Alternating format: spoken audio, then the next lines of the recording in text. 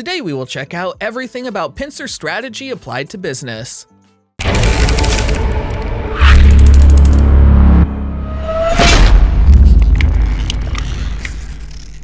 The study of warfare dates back thousands and thousands of years. The achievements and ideas of famous generals from Alexander the Great to Napoleon are still taught to soldiers today.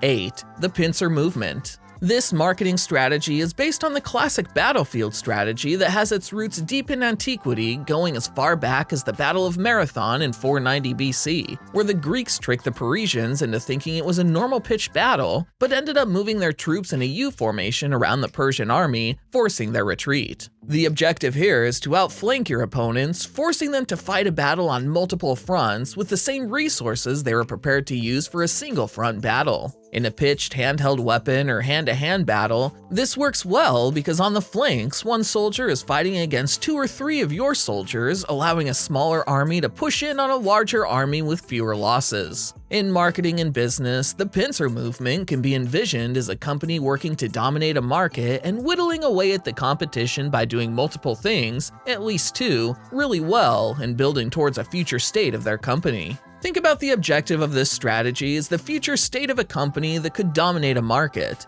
Then divide that company into 2 or more groups of services, products, or brands. Place each group in a relative position on the opposite side of the objective market, and build up their strengths in those markets while siphoning off resources from the current and future competition. Then, when the timing is right, bring the 2 together. For example, consider that you owned a bookstore called something like City Books in the late 1980s and noticed the rise in the popularity of coffee shops and that many people read books while drinking coffee in those shops. You might envision a future state where bookstores and coffee shops are in the same location and desire to work towards building it. Also consider that the local coffee shops have customers buying books from you to take to those places, or that you even have a referral arrangement with them where your store refers coffee drinkers to those shops and they, in turn, recommend buying books at your store. It would have been difficult to add coffee to your bookstore and win over customers with a name like City Books Coffee, and you would have ran the risk of losing your sales from your partnership with other local coffee shops. However, if you took over a neighboring or nearby storefront and started a new coffee shop called City Coffee and sought to win over customers with better service or unique coffee products compared to other offerings, then you would have been able to maintain your current sales flow,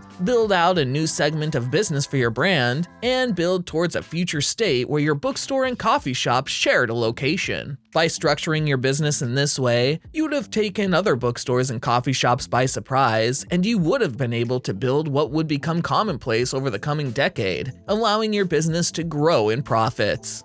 7. Pros versus cons.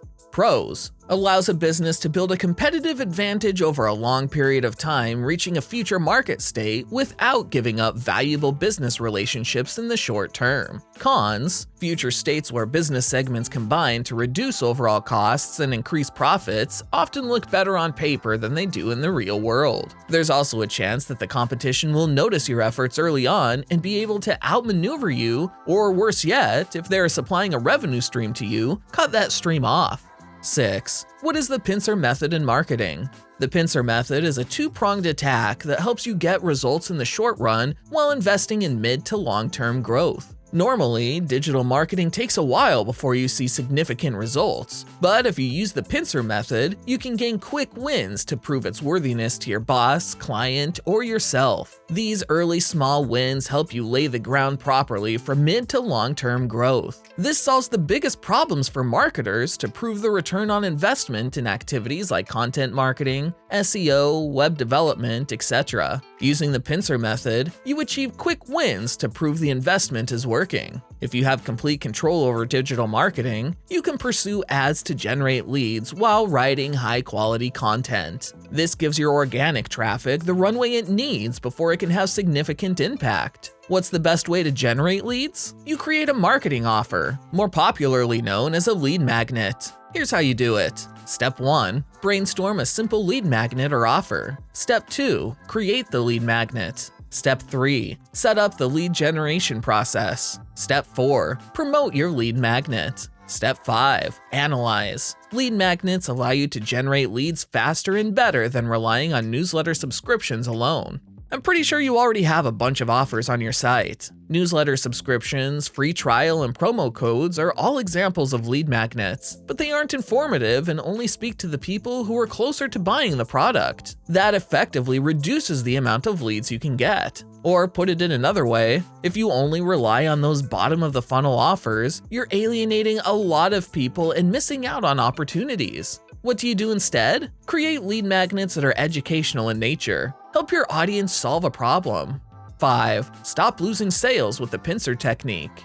Have you not found that your company does not follow up your sales efficiently? Get to know the pincer technique. It is a simple and easy but very powerful technique which you will be able to give a punctual follow-up to each one of your opportunities and prospects. In sales, contact is paramount. It is like in American football. If a player does not want to make contact with others, he practically could not be in the game. Thus, in companies, especially in the management of sales, it is necessary to make at least 5 effective contacts to close a sale. And when going through a crisis, almost twice as much follow-up is needed. Follow-up is one of the fundamental parts of the sales process. Basically, the salesperson should not leave the prospect alone, but should provide them with the appropriate information by providing quality of service, and making a buyer decision will be easier. Any action that contributes to achieve the sale can be considered a follow-up, from contacting your prospect by WhatsApp, making a call, sending an email, or having an appointment with them to clarify all their doubts. But what happens when we think we are not doing it correctly?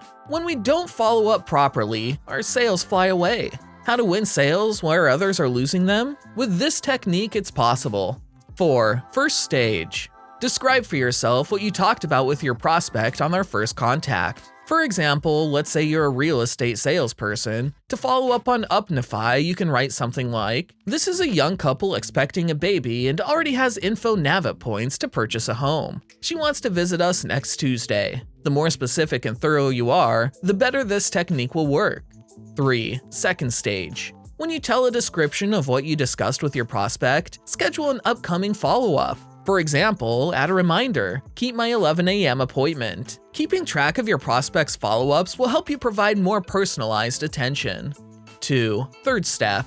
Now, make contact. There are several means at your disposal, such as WhatsApp, email, calls, personal appointments, and it is necessary to be as professional as possible to increase your chances of selling. For example, send a WhatsApp. "Carlos, it was a pleasure to talk to you and know that you already have all the info Navit points. See you next Tuesday at 3 p.m. Is that okay with you?" Always be grateful. I insist, do not lose the contact. Following up is a key element for you to know what the next step is with your clients. Today, more than ever, it is time that every opportunity that knocks on your door, you give it a professional treatment and, above all, with the speed it requires.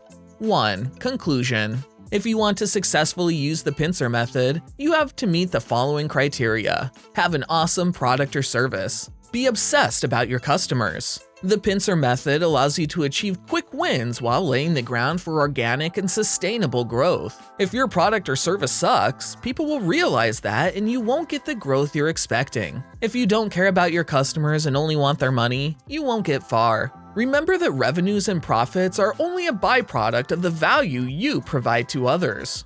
Have you used the pincer method in your company? What were the results? I'd love to know. Let's talk about it below.